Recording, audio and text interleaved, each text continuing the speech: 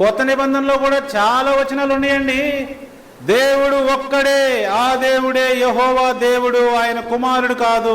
ఆయనకి కుమారుడు ఉన్నారు, కుమారులు చాలా మంది ఉన్నారు. మనం కూడా ఆయన కుమారులమే యేసుక్రీస్తుతో పాటు. 1 కొరింథీ 8వ అధ్యాయము 4వ వచనము. కాబట్టి విగ్రహములకు బలిగా అర్పించిన వాటిని తినుట విషయము లోకమందు విగ్రహము వట్టిదనియు ఒక్కడే దేవుడు తప్ప వేరొక దేవుడు లేడనియు ఎరుగుదుము. ఒక్కడే దేవుడు, వేరొక దేవుడు లేడు. ఇది దేవుని యొక్క ఆజ్ఞని గుర్తు చేస్తుంది. అనండి నాతో పాటు, నేను తప్ప మీకు వేరొక దేవుడు ఉండకూడదు. 10 ఆజ్ఞలలో మొదటి ఆజ్ఞ, మొట్టమొదటి ఆజ్ఞ. ఈ ఆజ్ఞని అతిక్రమించుచున్న మతముని అడుగుతున్నాను, ఎందుకు మీరు ఈ ఆజ్ఞని అతిక్రమిస్తున్నారు? దేవుడైన యెహోవా తప్ప వేరే దేవుడు లేడని వాక్యము ఘోషించుచూ ఉన్నది కదా. నెక్స్ట్ వచనం, 6వ వచనం కూడా చూడండి. ఆకాశమందైనను భూమి మీదైనను దేవతలనబడినవి ఉన్నను మనకు ఒక్కడే దేవుడున్నాడు, ఆయన తండ్రి. ఆయన ఎవరు?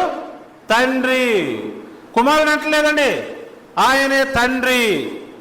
ఆయన నుండి సమస్తము కలిగెను, ఆయన నిమిత్తము మనం ఉన్నాము, మరియు మనకు ప్రభు ఒక్కడే, ఆయన యేసుక్రీస్తు.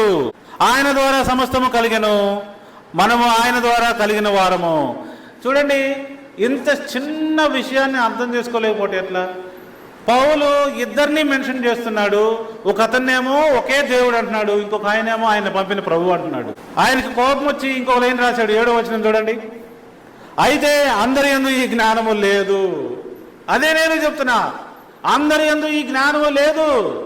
అందుకే వాళ్ళు మతం బారిన పడ్డారు.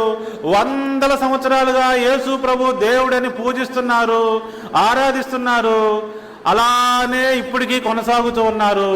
ఈ అంచె దినముల అంతమందైనా సరే జ్ఞానం తెచ్చుకొని, ఇప్పుడు పౌలు గారు అన్నట్టు కళ్ళు తెరిచి నిజమైన దేవుణ్ణి గుర్తించకపోతే మీ రక్షణ ప్రమాదంలో ఉన్నదని మనవి చేస్తూ ఉన్నాను.